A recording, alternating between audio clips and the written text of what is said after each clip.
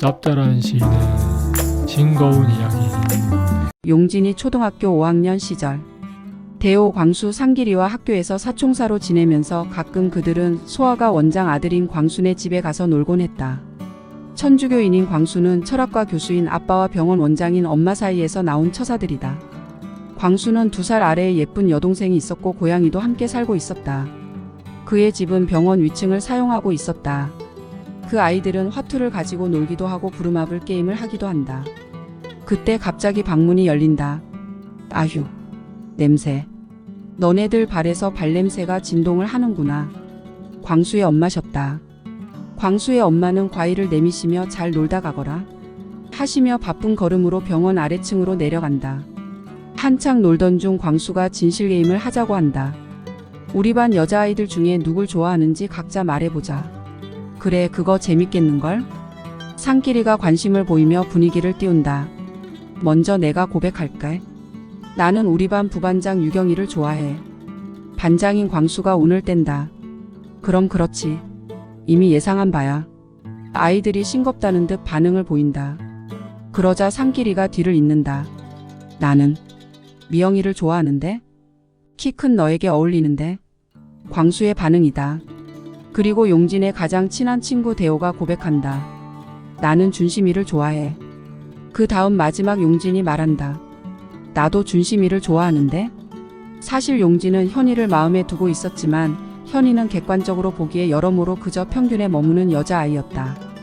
하지만 가장 친한 친구 대호가 우리 반에서 가장 알아주는 여자아이의 이름을 꺼내고 다들 그럴듯한 여자아이들의 이름을 자랑스레 꺼내자 용진은 별 내세울 건 없지만 자기의 이상형인 현이의 이름을 숨기고 마음에도 없는 대호의 여자 준심이의 이름을 말해버린다. 광수와 상길이는 삼각관계라며 깔깔 웃는다. 대호는 별말 없이 넘어간다. 용진은 왠지 그런 자신이 부끄러워진다. 어느 날 교실에서 현이가 잠바를 허리춤에 둘러매고 총총 걷는 모습을 보곤 용진이도 따라서 허리춤에 자기의 잠바를 둘러매고 걷는다. 그 모습을 발견한 담임 선생님이 용진을 나무란다. 용진아, 여편네같이 그게 뭐냐? 그러자 용진은 당장 허리춤에 잠바를 풀러버리고 자리에 앉는다. 좋아하면 닮고 싶고 따라하기까지 하나보다. 아이들은 다들 마음에 좋아하는 여자아이를 두고 있었지만 교제를 하거나 사귀는 일은 없다. 용진이처럼 그저 따라하거나 아니면 장난을 걸거나 그러면 꼬집힘을 당하거나 할 뿐이었다. 겨울이 되고 시청 근처 쓰레기 소각장을 발견한 대호는 광수를 제외한 상길이와 용진이 그리고 용진의 동생 용준이에게 그 쓰레기장을 소개한다. 눈이 덮인 쓰레기장은 보통 축구장 넓이만 하였고 그들은 눈으로 집을 만들고 불장난을 하며 해가 질 때까지 놀다가 저녁 때쯤에야 집으로 돌아온다. 아이고, 너네 이게 뭐니? 불레가 풀풀 피어나는 젖은 옷으로 돌아온 용진이와 용준을 엄마 경자가 꾸짖는다. 아빠 종옥이 미국으로 떠난 지 이제 몇 개월이 채 되지 않은 그해 겨울이다. 용진과 용준은 엄마의 마음을 헤아리기엔 아직 어린 나이인가.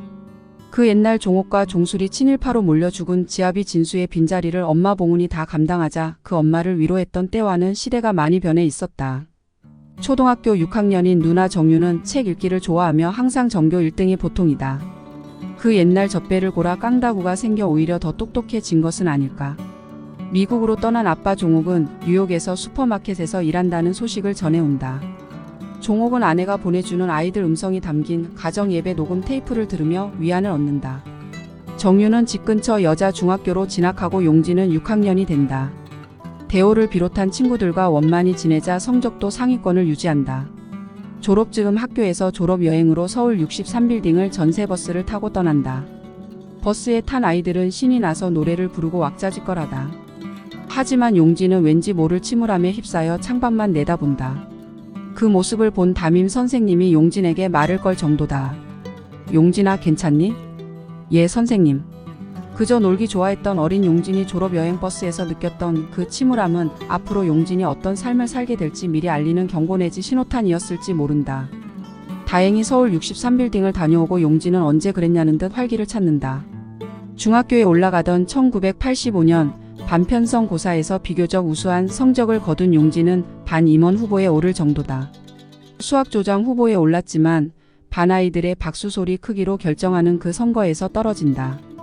마음껏 놀던 초등학교 시절은 점점 추억으로 멀어져 가고 본격적인 입시 지옥의 시스템으로 진입하는 용진은 다소 우울한 얼굴빛을 자주 보인다.